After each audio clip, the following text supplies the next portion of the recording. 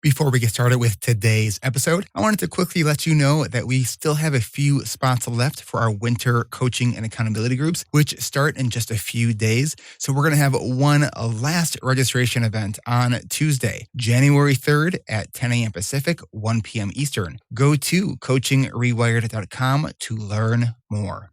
All right, now time for the interview. ADHD Rewired, episode 462. This is the podcast for those of us with really good intentions and a slightly wandering attention. I'm Eric Tivers. I'm a licensed clinical social worker by training and a coach by design. I'm your host, and I have ADHD. ADHD Rewired is more than just a podcast. We are a community. We are wired for connection, and you are not alone. Go to ADHDrewired.com to learn how you can join us in our free and secret Facebook group. Get additional resources for every episode, including links to any resources we mention on today's show. You can support us on Patreon, sign up for our email newsletter. You can request podcast postcards to distribute to your clients and support groups. Learn all about our award-winning coaching and accountability groups. You can co-work with us in our Adult Study Hall virtual membership community. You can do all of these things by going to our website at ADHDrewired.com. We know that starting is the hardest part, so let's get started. Welcome back to another episode of ADHD Rewired. Today's guest is Jessica Smith. Jessica was accidentally diagnosed with ADHD at age 25. At age 27, she became a sex worker, specifically an independent webcam model. A combination of creativity, tenacity, and luck helped her to grow a successful business. Jessica was among the top webcam models on her campsite. After spending 5 years in the industry, she unintentionally retired due to social and performance burnout. Jessica attributes a large part of her entrepreneurial success to her ADHD. She is now transitioning toward a career in ADHD coaching and streaming video games in her free time. Jessica, welcome to the podcast. Thank you so much. I'm super excited to be here. I am super excited to have you here. And just I think in full transparency, we will say that this is Jessica is a pseudonym for understandable reasons. Yep. Okay, let's dive right in here. So age 25, you were accidentally diagnosed with ADHD. Yes. So how'd that happen? At 25, we have to backtrack just a couple of years here. I failed my first class in college at age 19 after being a straight A student all the way through public school. At that moment, I decided something was really, really wrong, and I went to the mental health center at my college. And they told me the thing that most women are told the first time they try and find help, which is that I had depression and anxiety, and that was all that was holding me back. So I just needed counseling, and I needed meds, and that was it. So I started meds. Then we can fast forward to age 25. I had tried many, many meds, and something was still wrong. I did manage to graduate. It took me 5 years. And I had just moved back home to move in with my parents because my life was not on track. I didn't know where I was going. Where did you go to school for? I went to school for advertising through a journalism school. So my mother happens to be a therapist. She never caught my ADHD, obviously. It was a boy thing and never occurred to her. But she had a lot of friends in the industry, and she decided to send me to a friend of hers who was a pediatric psychiatrist. And I think the pediatric played a big role in this. She sat me down and said, okay, let's keep you on the meds you've got, but why don't we try and add a stimulant to lift some of the brain fog? And I said, oh, okay, let's go ahead and try that. And so I didn't have big hopes, but suddenly I tried the stimulant and I got a kick in the ass. It was that moment of, oh, okay. And then I had a memory that came back to me that I had gone back to the mental health center in college, and I saw a psychiatrist and I said, I think I have ADHD. And I had completely forgotten because he had dismissed me as drug seeking. So in that moment with him, I couldn't remember the pieces of my childhood that really indicated, because we need the juvenile moments to actually diagnose ADHD. And as far as I could remember, I'd been a really good kid. And I couldn't remember all the moments of impulsivity that I had pretty much just swept under the rug because I was a really good kid. So looking back now, I can remember doing all sorts of things and getting in, disciplinary action, but it just didn't come back to me at the time. So you're living with your parents. You get that diagnosis. Then what? Then I said to myself that it was time to get my act together, which I've said many times before and would continue to say many times. Saying and that to myself. I still say that. So I was at home with my parents for about a year and I was working a crappy job, but I got enough money together to go ahead and move to a different city, get a room in a house with a bunch of other young people, and start my life continuing to work shitty jobs. I worked in food and beverage for about 10 years. So it wasn't REAM related to your field that you studied? Not at all. Right. No, I was terrified of getting a real job. The process seemed so overwhelming and I never really felt like I knew where to start. I could read listings. I could write a resume. Beyond submitting an application, there was nothing that seemed concrete about the process. So that held you back from even applying and interviewing and stuff. Mm-hmm. Have you ever had a job in advertising? No. Okay. I had the realization that I was going to be working a whole lot for very, very little money. To add to this, I have chronic pain. And I suddenly realized that I had chosen something that was not going to work with what my body needed. Because you were probably on your feet all the time right? More the super crazy sleep schedule and eating bad food and not having time for exercise. And just, it was almost like knowing I was going to be going into partying for a living. But I paused there because I ended up going into partying for a living later. Tell us about that. So when I was 27, I went through a quarter-life crisis, which to most people sounds like I had my very first manic episode. I was engaged and was at total rock bottom with my ADHD. I wasn't taking my meds. I couldn't get work done to the point where my fiance at the time would ask me to do a single load of laundry during the day. That was the only thing he asked me to do. I wasn't working and I couldn't do it. I could not get off the couch and do it. So I was playing a lot of video games and getting my dopamine hit wherever I could. And while playing video games, I met somebody who happened to be in my city close by. And I thought, oh, a new friend. And that gave me a dopamine jolt. In the process of the next 2 months, I met this friend. This friend became more than a friend. I called off my wedding entirely, moved out, moved in with now my boyfriend. 6 weeks later, we were married. It's a good thing you weren't impulsive about that at all. Not at all. Man, when I was going through my divorce and my therapist, when I was telling her our story of, we met 6 months later, we got engaged, and 6 months after being engaged, we got married. She was like, what's the hurry? So I was like, hey, it wasn't 6 weeks. I make everybody look a lot better. Okay, so you called off the wedding. 6 weeks later, you got engaged or you got married after? I got married. You got married. Okay. Exactly. So you took the fast track. Exactly. And are you still together? No. Okay. No. As you might imagine, it's hard to vet someone's personality in 6 weeks. And I happened to end up with someone who not only also had ADHD, but also had narcissistic tendencies, let's say. So I had the world's most romantic courtship and the world's most romantic first 6 months, basically, of my life. I was riding a dopamine high. I felt like I was on top of the world. That new relationship energy, that NRE. Yep. That's a drug right there. Yep. It's the best one. So after 6 months, things started to go downhill super hard. But in this span of time, I needed to get a job because people who have narcissistic tendencies are not very interested in working. And he was also a student. My husband was. So I needed to start making money. And as we just discussed, I was not feeling capable of getting a normal job. And in passing, a friend of a friend was doing full service sex work. I learned about this at a bar one night and I heard how much money she was making. And I thought, whoa. I don't want to do full service sex work, but maybe I could look into this industry. Can you define that just so we're all on the same page with what that means? Oh, sure. Full service sex work is the nice way to say, and I mean that in a literal way, prostitution. Okay. Yeah, that's acknowledging what the service actually is. You're not selling your body. You're selling your time.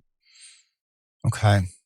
So when you first heard what she was making, that was ooh, could I do that? Like, did you think that you could do that? Was that something you thought about before? It's funny. I had thought about stripping when I was in high school, thinking about how I could put myself through college, but I never went down that road. Okay.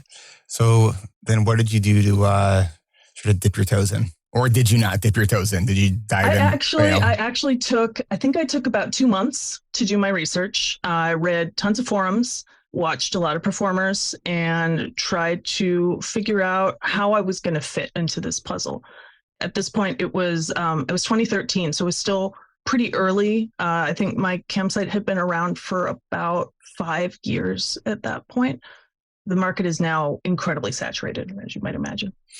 So what was it like for you and let me actually back up a little bit too.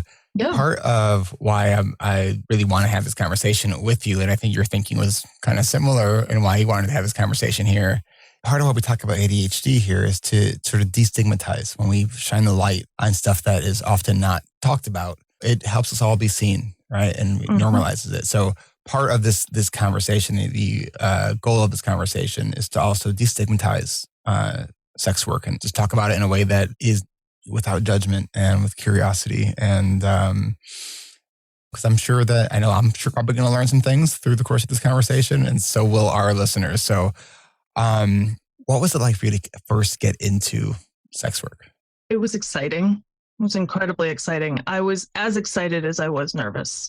I remember my very first day, and you get this little new tag on your profile picture. So you get all these people coming in to see the fresh meat, basically, and trying to give you advice, some of which is terrible.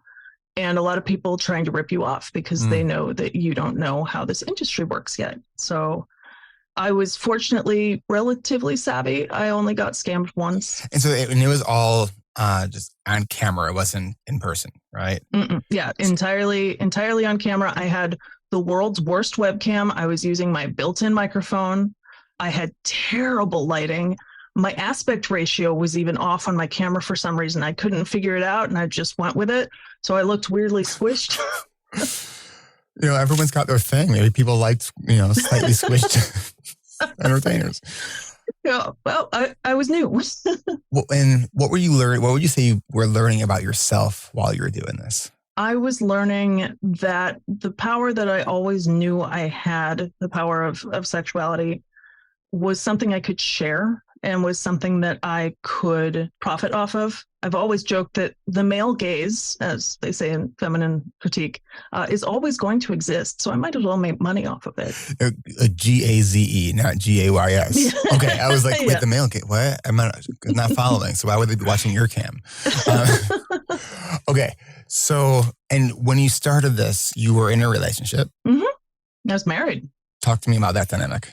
This is the one thing I will say for my first husband. He was incredibly easygoing about sex work.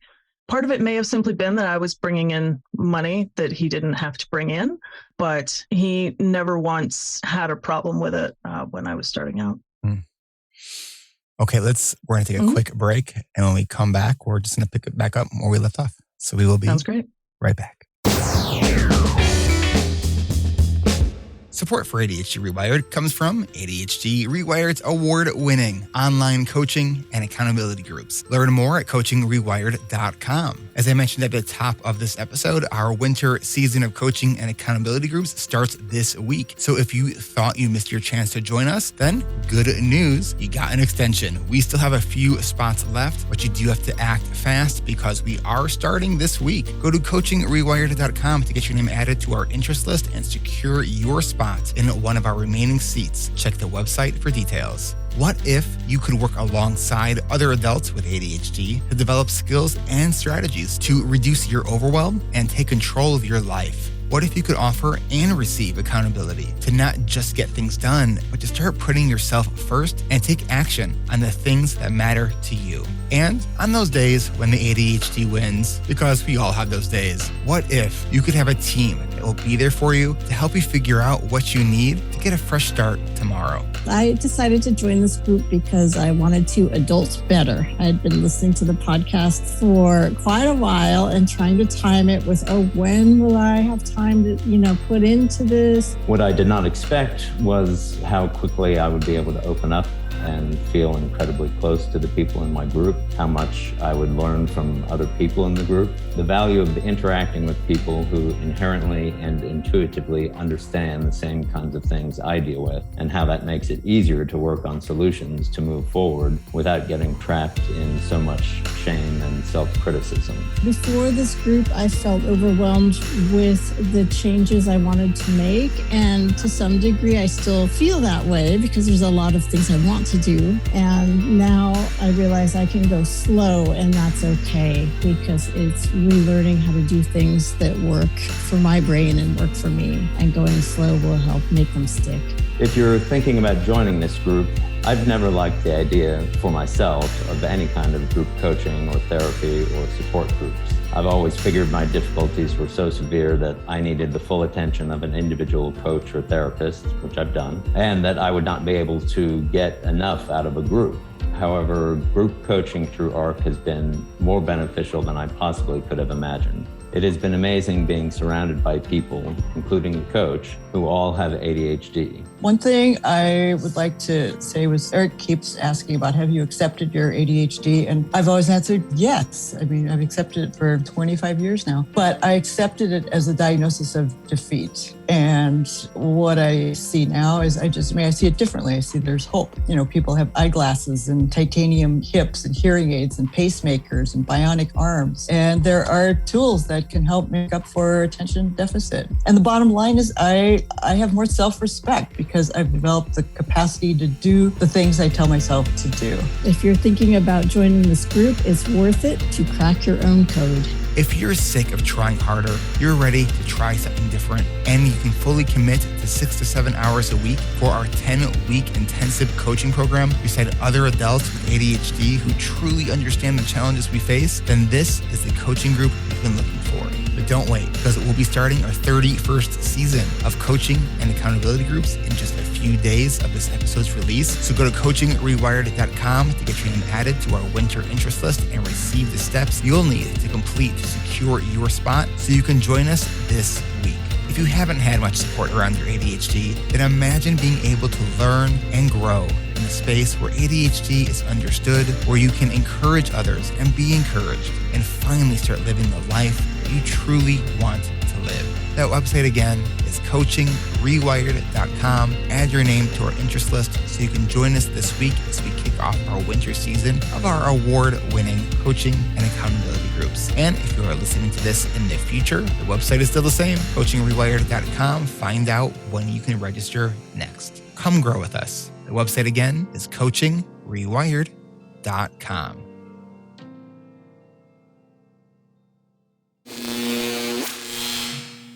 All right, we are back with Jessica Smith. All right, so you're starting to do this cam work. How did you go from kind of just testing the waters and making some money to being one of the top cam models? It took a while. My first 8 months were incredibly rocky. I was not great at keeping a regular schedule. I can't imagine why. And being your own boss means, as you know, you got to kick your own ass. It's hard to show up for that sometimes and accept the ass kicking. So I was actually making really good money in very, very short periods, and it wasn't enough overall. So I was overdrafting my bank account every single month for the first 8 months of doing this. But I kept at it. I didn't quit. And I got a regular. It was my very first regular who saw something in me that was enough to make him want to financially sponsor my life for a while. How did that feel to you? It was very strange. He was incredibly kind. We're still in touch. 5 years later, he actually still tips me every single day. Interesting. Yeah. So when you think about that in terms of a relationship, like what's I'm trying to even think of how to ask this question. How do you think about that relationship? Very fondly. Yeah. Just like anybody you would meet anywhere else, everybody has a background and a past. And sometimes you connect with those people over shared interests. In this case, he was an academic. We had intellectual interests that were the same. And he was really seeking intimacy. He was ready to be vulnerable with someone. Emotional intimacy? Emotional and sexual intimacy, but they really went hand in hand. And that was a theme for the entirety of my career. Yes, some people show up just for the sex, but truly the ones that come back are always looking for two things. They're looking for, with the performer, intimacy, and with the people who are present, the other members of the site, they form community. I'd have the same guys for years, and they all knew about each other's lives. There's so many things that I think so many of us have like no idea is, with this world. So was there part of this that was also just about the sexual desire and the eroticism of doing this online? And like, so where was sort of that like, oh, this is actually fun personally versus like, I can sort of do this as a job and like, this works for me. Like, so I'm just really interested in sort of the thought process that goes into really going all into this world. Mm-hmm. From the very beginning, it was there. I've always been a pretty sexual person, and having an outlet for it in this way was so exciting and genuinely validating that other people were excited for it. There was no shame all of a sudden. There's a lot of shame surrounding sexuality in our culture. Yeah, there is. I mean, shit, it took me 40 some years to finally come out as bisexual. So, there you go. So my brain just gave me like 13 different questions to ask and I couldn't track any of them. Okay. When you think about everyone's ADHD is different, right? But for you, this was also probably highly stimulating. Were there times in this where you felt like you were kind of getting in over your head, or things that you were like, maybe you jumped in a little bit too quickly to certain things and had to kind of backpedal? Like, so I'm just curious for like, where does the ADHD, the manifestation of your ADHD intersect with your journey through sex work? So ADHD played a huge role in sex work overall. We already mentioned I was my own boss. I got to set my own hours. So I was able to be flexible, work around how I was feeling at any given point in time. You get to work live. So you're just on the fly. You're spontaneous. You get to do anything you want at the moment. And anything you want can go in the weirdest directions. I mean, one night I ended up counting every single pen that I could find in my apartment, and people were tipping to guess how many pens that I would end up finding. For the record, I think it was about 375. How many of them worked? Oh. Okay. So were there parts of, other than like the double-edged sword of being able to set your own schedule, is that you have to set your own schedule, were there parts of your ADHD that were like, oh crap, like that could have gone bad? Oh, well, it did go bad, actually. One of the pieces of sex work that most people never think about is the administrative part. There's admin that has to do with the actual being on camera, such as running raffles, actually shipping things out on time. That's really hard. Yeah. Particularly when your sleep schedule is that you're getting up at 4 p.m. every day and you're going to sleep around 6 a.m. Make it to the post office. That's rough. But beyond that, you have to pay taxes. People forget about paying taxes. Frequently, people forget about paying taxes, not just sex workers, but it's very common for people to not realize in their first year of sex work that they need to be prepared to do that, and preferably be paying quarterly taxes, not just yearly. And as I noted, I got in over my head with that. I got behind on my taxes. The IRS and I had a very friendly relationship for many years, getting caught up on those taxes. But they're very good at working with you. In fact, that's a very short PSA. If you're behind on your taxes, call the IRS. They want your money. They're not going to yell at you. Set up a payment plan. They're very nice. I have often heard that when someone has finally reached out to the IRS to try to figure out what they still owe, that it was way easier than they thought it would be.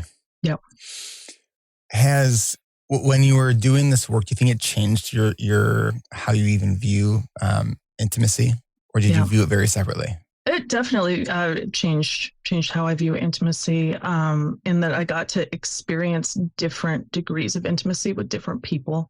Obviously, there are many degrees of intimacy in our day-to-day, but with camming, you have that type of interaction with so many more people. So as a result, the person I mentioned originally, he and I had a very close emotional intimacy. He was in a bad marriage, which is to say he loved his wife dearly, but they did not have a sex life whatsoever. So he was able to confide in me, and he wasn't seeing a therapist or anything. I was playing the role of naked therapist pretty much. Which is what I used to tell people I did for a living, was I was a naked therapist. But other people would have intimacy in completely different ways of just wanting to tell me about their day. Like it was a honey, I'm home situation. When we were talking before, I think you told me that with having some of these regulars, that it saved some marriages. Mm-hmm. It did. Can you talk about that? Because I found that really interesting. With this particular person that I've mentioned, he, over time, was able to realize that he was achieving intimacy and sexual fulfillment through sex workers, which allowed him to stay in his marriage during that period of time. But what it really did was allow him to have an open conversation with his wife about his sexual needs. And they're still together, and he now sees full service sex workers somewhat regularly, and she is okay with that. Do you think that's more of the exception than the rule, or is that kind of stuff you think happens more than we realize? I think it happens more than we realize. We only hear about the bad stuff. People don't talk about it when their relationship is going well. Yeah. Is there an overlap between sex work and polyamory? That's a good question. I don't know. There's a lot of overlap in terms of sex work and non-romantic sexual relations. Sex workers work with each other a lot. So I can't tell you how many performers I've worked with, almost all of them female. And that is a form of intimacy right there, because we're friends and we're doing sexual activities together.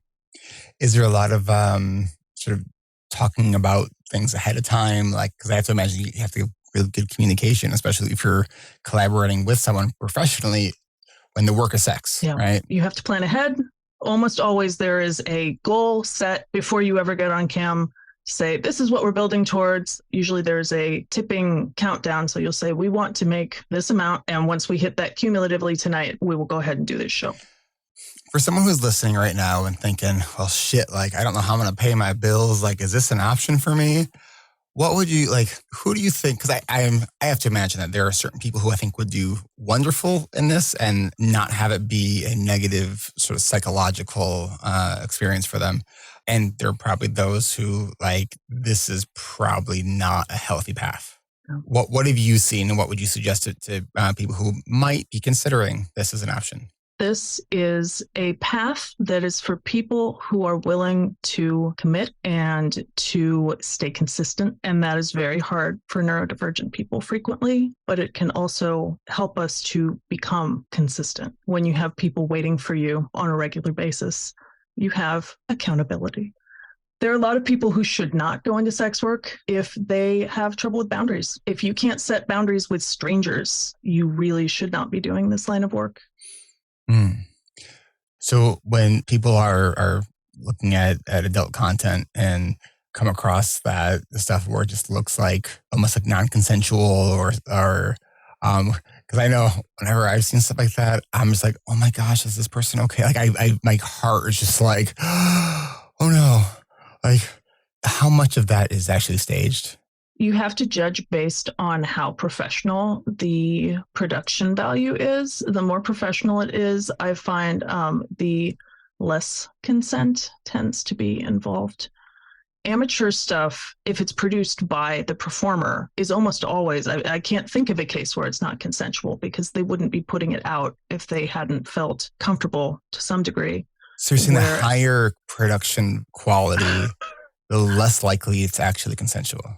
There is more wiggle room for abuse when you're in a more professional setting. I don't want to give specific cases, but there are multiple accounts of very well-known male porn stars abusing their female counterparts on set, intentionally causing pain, and the female performers can't show that something wrong is happening without worrying about jeopardizing that production. Interesting. Yeah, I think there's a lot of things that probably a lot of us had maybe no idea, at least me. Mm-hmm. How much do you think, whether it's for the performers or customers, do you think sex addiction is kind of part of what's going on? I think it might be less sex addiction and more compulsive spending. Say more I about think that. that I mean, everybody probably knows the feeling of when you hit the buy button on Amazon and you've just bought a little more than you intended to buy and you get I've never done that before. Now imagine that you're buying something that a lot of people consider illicit. That transgression is very powerful. I know that you said at the beginning, maybe it was even before we hit record, that sort of the thread that has weaved through much of your life is that everything is an accident. Mm-hmm. I want to take a quick break, and then I want to pick it up right there, talking about where you said everything is accidental. So we will be right back.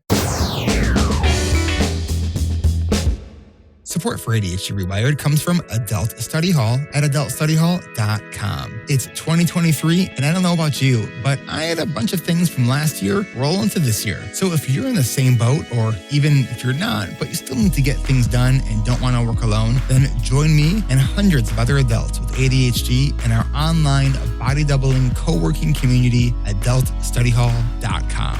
Are you motivated by real-time check-ins to keep you on track? Then join our Adult Study Hall Plus or ASH Plus sessions, which are our themed and guided sessions that happen every week to help you get launched to take on your to-do list. Then, if you'd prefer to work at your own pace any time of day, but don't want to work alone, jump into our ASH 24/7 room. It's open 24 hours a day, 7 days a week. Head on over now to adultstudyhall.com and learn more about our ASH Plus sessions, our 24/7 drop-in room, and stay up to date for any new or upcoming sessions. Give it a try. It is free for the first week and only $19.99 a month after that.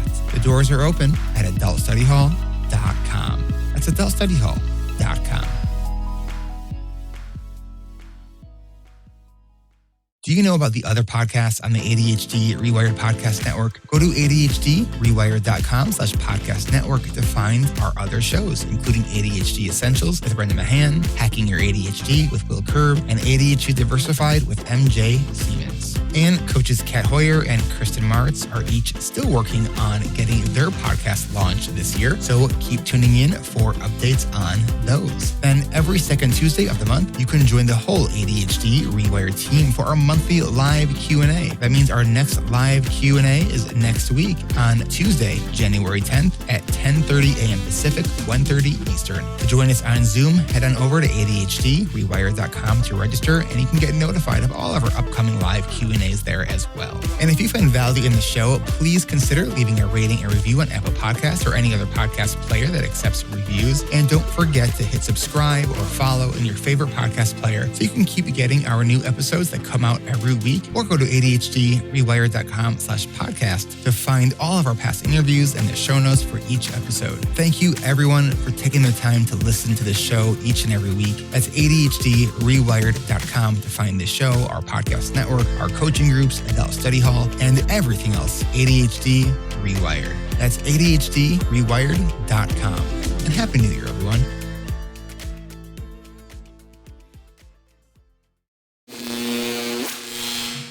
All right, we are back with Jessica Smith. All right, so you said everything is accidental. What do you mean by that for your life?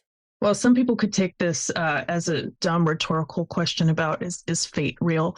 But in this case, it's more that I feel like I fell into a whole bunch of things. And specifically, I feel like I fell into sex work.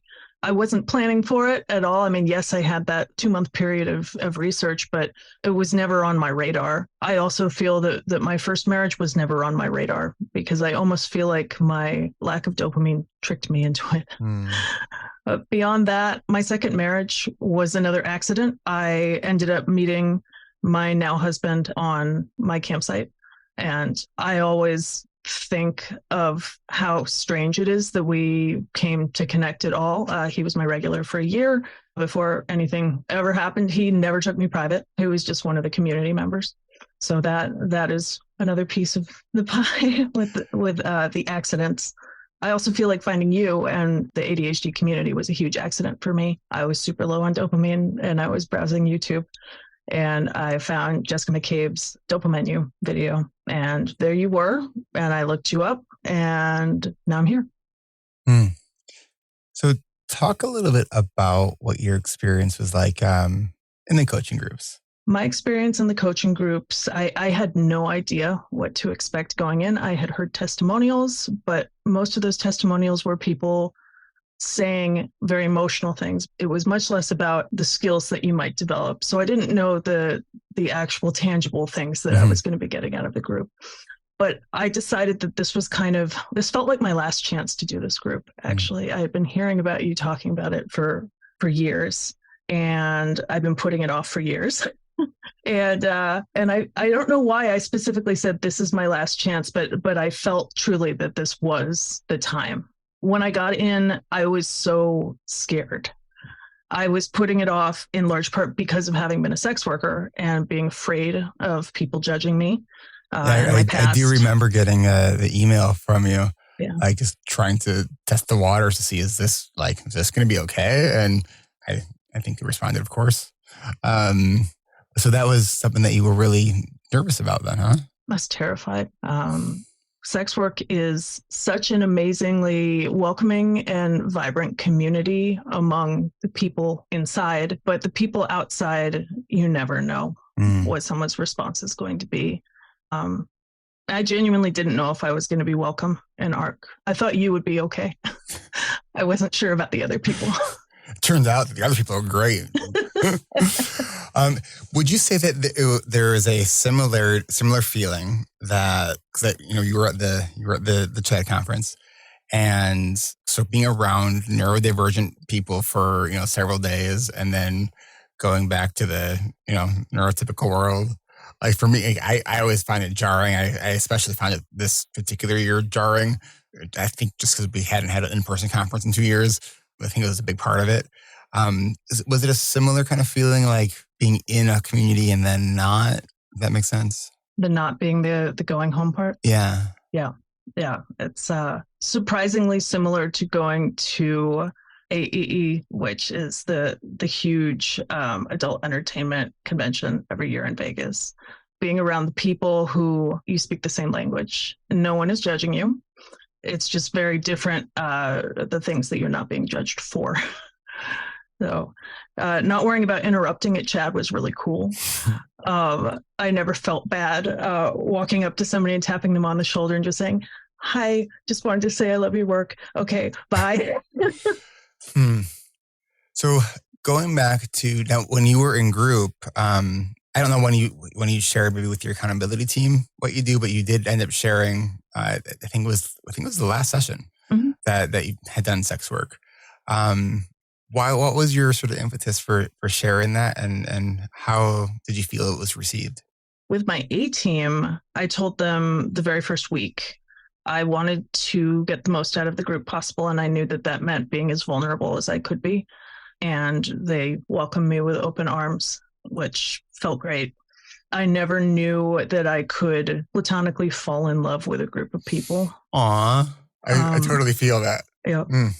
We're still together. We're not hitting the accountability quite as hard as I'd like to, but we see each other every 2 weeks, no matter what. Have you addressed that with them yet? Yes, we two of us are super gung-ho about getting the capital A accountability going again, and the other two have 9-to-5s, and they're trying to figure out how it fits in the puzzle of their lives. 9 to 5 just get in the way of life, don't they? They really do.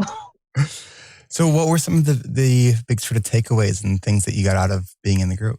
I got several different pieces of this. I learned new skills.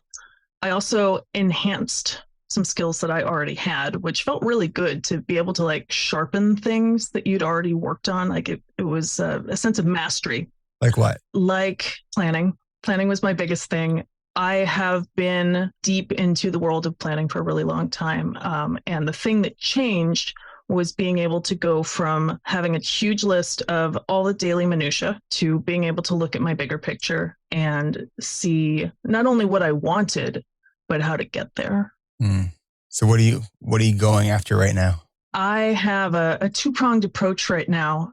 The thing that I was already planning on doing and actually did a mastermind on in coaching was becoming an online streamer, specifically becoming what's called a VTuber, which is short for virtual YouTuber, which is an animated character using motion capture who was then just streaming video games, being like any other streamer, just happens to be a cartoon character. Oh, you were sketching that on your iPad at the conference. I was blown away by your art skills, by the way. Thank you. Like, I wasn't sure if you were like coloring in like a paint by numbers type of thing. Like, I was like, wow, that's amazing. Like, did you actually do that? Like, clearly you have a lot of talent. Oh, thank you. So you're taking something in a sense that has, I'm sure, a lot of parallel to camming. Mm-hmm. I think we didn't close a loop on before the break. You had said that you've sort of accidentally retired. Yeah. Do tell. I had been getting incredibly physically and emotionally tired from being on call for as many people as I was. I would have people DMing me for the typical send nudes, but I would also have people DMing me because they said, my cat's sick. Do you think I need to go to the vet? Really? Yeah. And I felt compelled to be present, particularly for the my cat is sick genre of messages, because those are real people just looking for connection and support. Yeah. I once joked to a person that I met in passing. It was a barista, and he asked me what I did for a living, and I decided to just tell him. And I said, it's like having 20 boyfriends at once. And what did said barista say? He blinked. You probably did not expect that as an answer, huh? No, not at all. I bet you enjoyed that very much. Yes. So you're in this sort of transition period. Oh, wait, did you say why you stopped doing it? Oh, I stopped because I was so incredibly burned out from everything. And I was the primary breadwinner in my relationship. That this was down the road. This was when I was with my now husband. And he had finally gotten a job after a year and a half of looking for work after getting out of grad school. And so he had just started bringing in money, and I collapsed because there was suddenly no urgent need for me to be pulling in rent. Oh, that moment when like you've had to be on because you have to be, and then you cross that threshold where you actually don't have to be for a moment, and then you realize how like tightly wound you had been keeping it all together. Yeah. I am imagining that probably almost all of our listeners can relate to that experience. It's, it's like when people are been looking forward to something for a long time. Maybe it's common for people when they're getting married to they get sick, right? Like the day of the wedding, because it's like they've had so much stress, they kept it together, and now they're like, the day has arrived. Then your immune system is like, yep, we've been waiting for this moment. Exactly. You also told me earlier that you got sober at some point. I did. It has been 3.5 years now. Alcohol was like a romantic relationship for me. I was self-medicating for ADHD in particular, and also to mute the bad stuff that was going on in my life. And it was also my energy. It was giving me the high that I needed to keep going in my performance-based industry. Alcohol is technically a depressant, but initially it's an upper. Yeah. Do you think that there was part of it that was sort of numbing? Oh, absolutely. Like based on the work you were doing? I don't know if it was numbing the sex work itself. It was definitely numbing my personal life. So what was it that made you decide to get sober? I was tired of regretting things that I had done impulsively. Alcohol made my impulsiveness just so much worse than when I was sober. And I would say, I honestly think I've had a little less fun since I got sober. Yeah. I also have nothing I regret that I've done in the way that I was regretting things before. There are no interpersonal relationships that I have ruined. What haven't I asked you that you think would be interesting for either for listeners to hear or just that you want to share? I want to go back to neurodivergence and the stuff that you get to do creatively in sex work, because I think that's a piece that most people don't think about. You get to do almost anything you want. I mentioned the pen counting night. And yeah, I was doing sexual shows pretty frequently, but I was also running raffles for merch. I was running raffles for baked goods, as I mentioned, the ones that I was having trouble mailing. People would tip to play board games. We would have theme nights with different eras of music. Like 80s night was particularly fun. And some of the sexual shows were also creative. Like I would do burlesque in period appropriate attire, or I'd do a film noir night while listening to French music in black and white. But my very favorite thing, and I just felt like I had to share this one, is Dick Donut Night. Dick Donut Night. Okay. What is Dick Donut Night? There is a bakery near me that makes donuts that are shaped like penises. They're iced with chocolate icing, and the balls are filled with Bavarian cream. Oh my God. And so I would put down not a tarp, but a sex blanket, actually, technically was, to protect from any mess. And I would very slowly over the course of the night take this donut apart and smear it all over me. So this kind of fits the wet and messy fetish, if anybody is familiar with that. But I think I'm the only person who ever did this specific type of show. It was my signature. It was your signature. It only happened every few months because I didn't want to overdo it. But wow. I'm just picturing these donuts. Okay. Oh my gosh, that's really funny. Is this like, so is an actual bakery? Is it like all like sex themed baked goods, or is just like, is this like the behind the curtain, like, a bakery rack? No, I'm okay promoting these guys. They're called Voodoo Donuts, and they have locations all over the Western United States now, I believe. Okay. Yeah, they used to be a little homegrown local bakery, but they took off in popularity because of their super weird donut selection. That's so fun. I love that. Jessica, what any final thoughts you want to leave listeners with?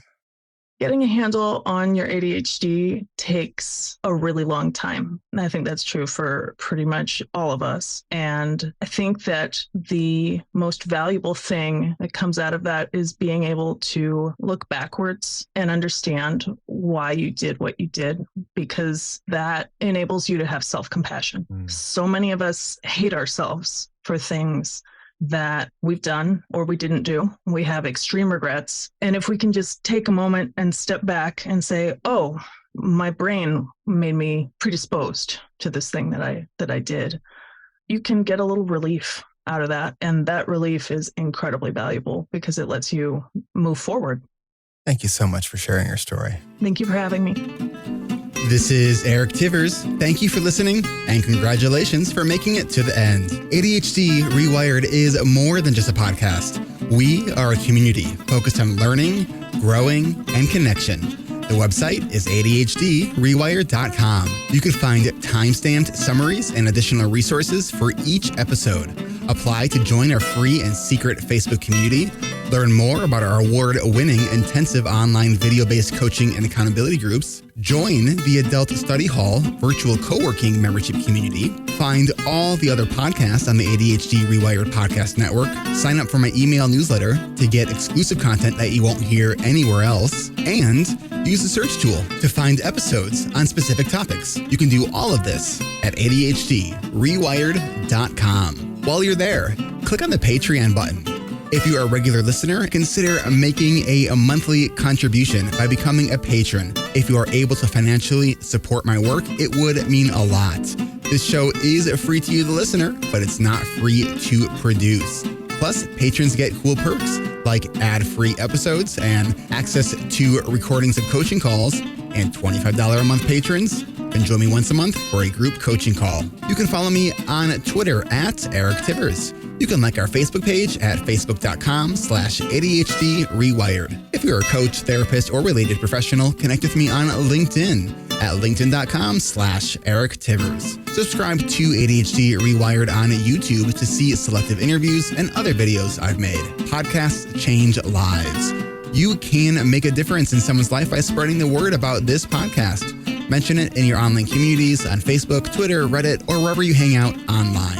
And be sure to share it with your friends, family, your therapists, your coaches, doctors, siblings, parents. And if you, your coach, therapist, doctor, or ADHD support group leader would like a pack of podcast postcards to hand out, you can request those at the website, ADHDrewired.com. If you're a member of CHAD, ADA, or any other ADHD support group, please be sure to tell them about this show and all the shows on the ADHD Rewired Podcast Network. You can even show them how to download it on their phone. And if you really loved this particular episode, please hit share on your podcast player. I'm only one person, and I do count on you to help spread this message. One of the biggest things that you can do to support this podcast and help other people discover it is to leave an honest rating and review on Apple Podcasts or any other app that supports reviews. And don't forget to hit subscribe so new episodes are automatically pushed to your favorite podcast app. Looking for more ways to listen and learn?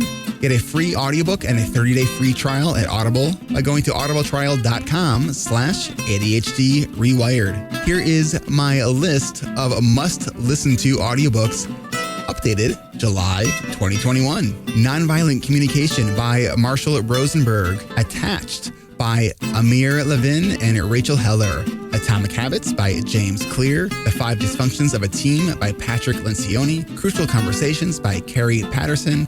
The Coaching Habit by Michael Stainer. The Body Keeps Score by Bessel van der Kolk. Rest by Alex Sujong Kim Pang. The 5-Second Rule by Mel Robbins. Make It Stick. The Science of Successful Learning by Peter Brown. The Productivity Project by Chris Bailey. Meditation for Fidgety Skeptics by Dan Harris. Change Your Questions, Change Your Life by Marilee G. Adams. I always recommend to my coaches and admin that they read that book.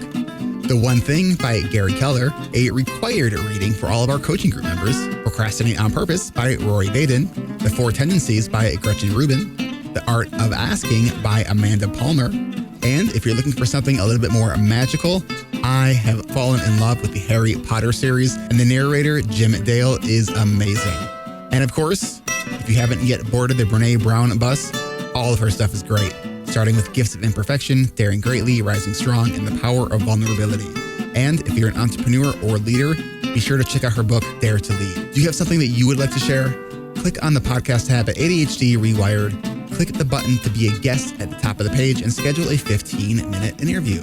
This is Eric Tivers, reminding you to keep learning, growing, and connecting. Self-care is not selfish. No matter what you get done or don't get done, you are still enough. And no matter how hard it feels, we can do hard things. And we don't need to do them in the hardest way possible. Thanks for listening. I'll catch you next week.